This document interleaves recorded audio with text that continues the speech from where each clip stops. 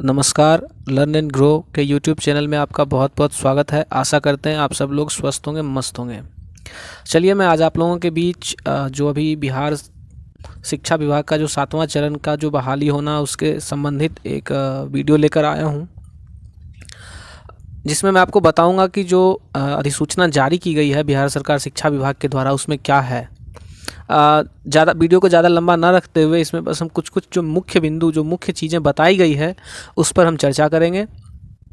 तो आप लोग वीडियो के एंड तक बने रहिए और चैनल को लाइक कर लीजिए, सब्सक्राइब कर दीजिए, ताकि जो भी वीडियो से ये शिक्षा विभाग ने जो अधिसूचना जारी किया 7वें चरण के शिक्षक बहाली को लेकर, इससे संबंधित जो भी चीज़ें होंगी मैं आपको ससमय दे सकूं।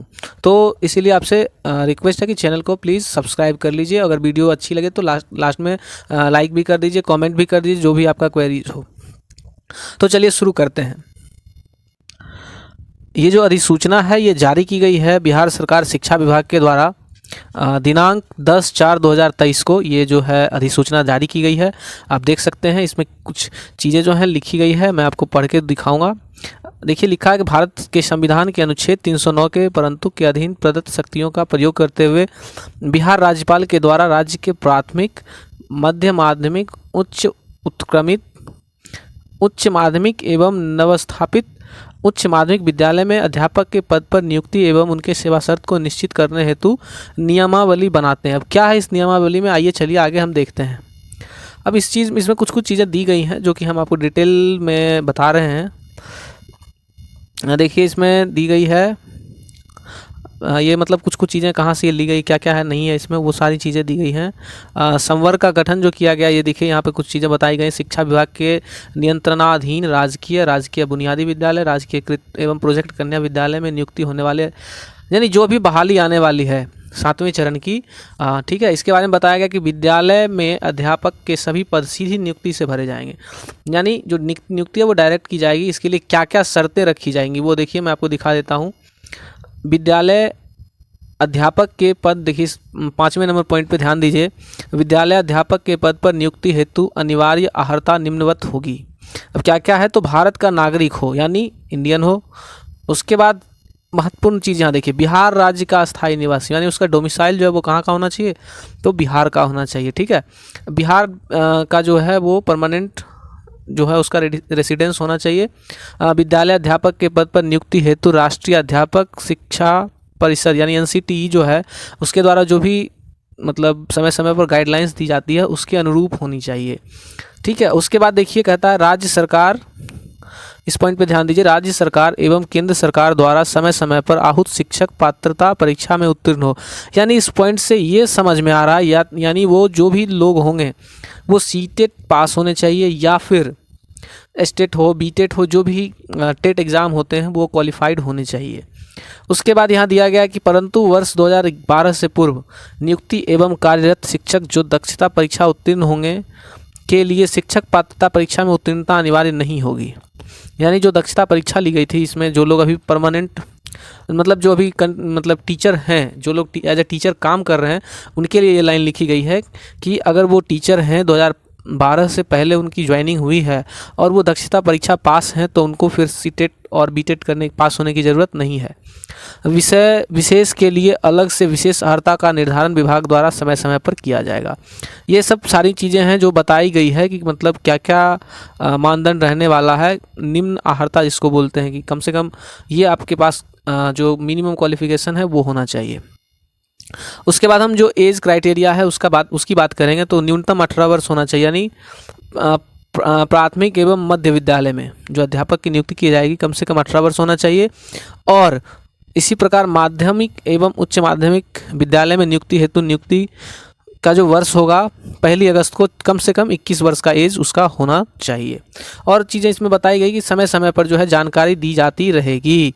कुछ छूट है जो भी आपका कैटेगरी के हिसाब से होगा वो इसमें आपका दिया गया। देखिए, आरक्षण के हिसाब से इसमें दिया गया कि स्नातक कोटि के विद्यालय 50%। अब देखिए, बहुत ही इम्पोर्टेंट नोटिस इसको आप समझ सकते हैं, इंपॉर्टेंट न्यूज़ समझ सकते हैं। जो फीमेल कैंडिडेट है उनके लिए आ रहा है कि राज्य सरकार के अधीन सीधी नियुक्ति में सामान्य प्रशासन विभाग के द्वारा लागू आरक्षण का प्रावधान प्रभावी होगा, परंतु प्राथमिक एवं मध्य विद्यालय यानी 1 to 5 और 6 to 8 के लिए जो है देखिए है ना, मूल कोटि एवं स्नातक कोटि के विद्यालय अध्यापक के पद पर प्रत्येक विषय में न्यूनतम 50% सीट महिला अभ्यर्थियों की नियुक्ति की जाएगी।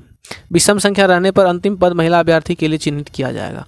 यानी जो 1 to 5 और 6 to 8 पेपर है तो उसमें जो है 50% सीट जो है वो रिजर्व रखी जाएगी। फीमेल अगर 100 सीट है तो 50% उसमें यानी 50 महिलाएं होंगी और 50 बाकी और भी लोग काम करेंगे उसमें। चलिए उसके बाद देखते हैं अगला क्या कहता है। इसी तरह से इसमें कुछ चीज़ें दी गई हैं। उसके बाद देखिए नियुक्ति की प्रक्रिया कैसे की जाएगी। कहता है शिक्षा विभाग द्वारा विद्यालय अध्यापक के पद पर नियुक्ति हेतु जिला स्तर पर रिक्त पदों की गणना कर रोस्टर क्लियरेंस के साथ आरक्षण कोटिवार ये जो है अभी आयोग को भेजी जाएगी। एक शिक्षा आयोग का जो इसमें गठन किया जाएगा मुझे जैसा लग रहा है, और उसके हिसाब से अभी जो है हर स्कूल को जो है जो भी सीट है वहाँ वैकेंट उसकी जानकारी देनी है। उसके बाद सीधी भर्ती हेतु प्राप्त अधियाचन के आलोक में आयोग रिक्तियों का संख्या मतलब उसके बाद जो है आयोग जो है वो एक विज्ञप्ति निकालेगा कि इतना सीट हमारे पास खाली है। आवेदन पत्र विद्यालय अध्यापक अभ्यर्थी द्वारा योग्यता से संबंधित स्वघोषणा के आधार पर उनकी, अब देखिए उसके लिए कुछ ना कुछ जो क्राइटेरिया होगा वो भी उस टाइम बता दिया जाएगा आपको, ठीक है। उसके बाद देखिए इस बार जो 7वां चरण का बहाली होना है उसके लिए इस बार जो है शायद से बीपीएससी जो है एग्ज़ाम भी कंडक्ट कराएगी, जिसके लिए देखिए क्या कहता है परीक्षा हेतु पाठ्यक्रम का निर्धारण आयोग द्वारा प्रशासनिक विभाग के परामर्श से किया जाना, यानी एग्ज़ाम लेना है उसके लिए परीक्षा का आयोजन जो है प्रश्न पत्र का निर्धारण उत्तर मूल्यांकन सारा का सारा काम प्रकाशन सब आयोग ही करेगा। अब परीक्षा पैटर्न का निर्धारण भी आयोग करेगा जिसमें आवश्यकता अनुसार विभाग से परामर्श भी लिया जा सकेगा। उसके बाद देखिए कोई अभ्यर्थी इस नियमावली के अंतर्गत अधिकतम 3 बार, बहुत ही इंपॉर्टेंट चीज़ मैं आपको यहाँ दिखा रहा हूँ कि कोई भी जो भी कैंडिडेट है सीटेट बीटेट पास है अगर वो एग्ज़ाम देते हैं तो मिनिमम 3 बार ही एग्ज़ाम दे पाएंगे, उससे ज़्यादा वो एग्ज़ाम नहीं दे सकते हैं इस नियमावली में जो लिखा हुआ है। यानी आपको 3 मौका दिया जाएगा, आप 3 बार एग्ज़ाम देंगे, ठीक है। अगर आप 3 बार में क्वालिफाई कर लेते हैं तो ठीक है, नहीं तो उसके बाद से शायद से आपको मौका ना दिया जा सके, बाकी विज्ञप्ति आने के बाद और ज़्यादा क्लियर हो जाएगा।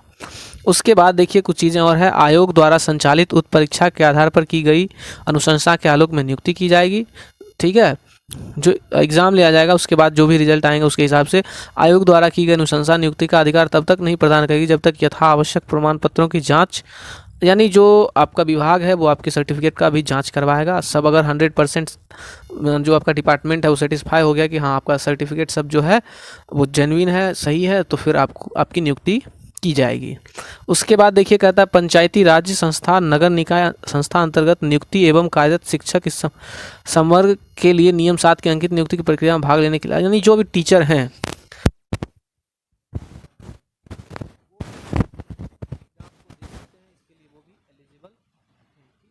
अब ये देखने वाली बात रहेगी कि जो टीचर है वो उनको क्या बेनिफिट मिलेगा, तो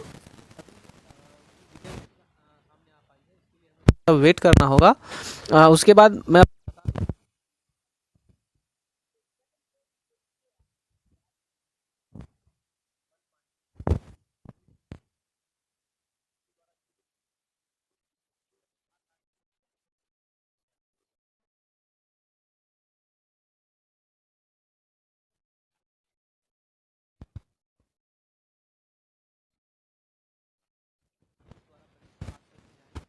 आप जो है बिहार सरकार के एम्प्लॉय कहलाएंगे। देखिए स्थानांतरण का भी इसमें प्रावधान है, बिहार विद्यालय अध्यापक का पद स्थानांतरणीय होगा, ठीक है, ट्रांसफरेबल होगा, ठीक है।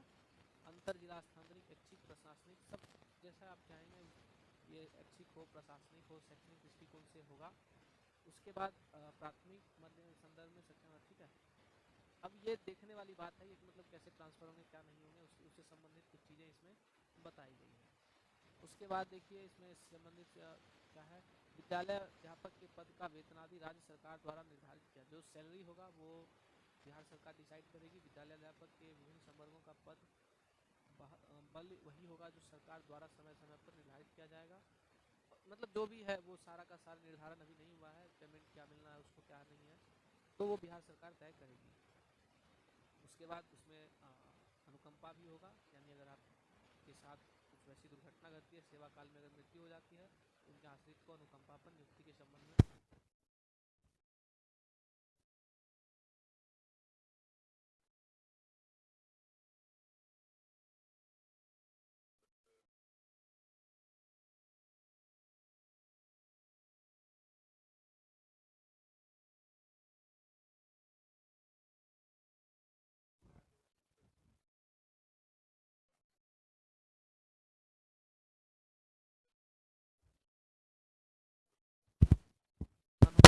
और पहले ही क्लियर किया जाता है कि जो खाली होना है उसका जिला निकाय, जैसे कि पहले पंचायत में होता था, ब्लॉक में होता था, वो नहीं होगा इस बार।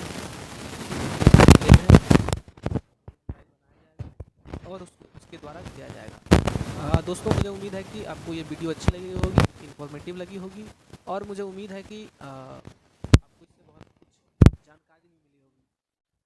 अगर आपको वीडियो अच्छी लगी तो प्लीज़ चैनल को सब्सक्राइब कर दीजिए, ताकि फिर से जो भी नोटिफिकेशन आते हैं, जब जो भी चीज़ें आती हैं, मैं ऑथेंटिक जानकारी लेकर आपके बीच आ सकूँ।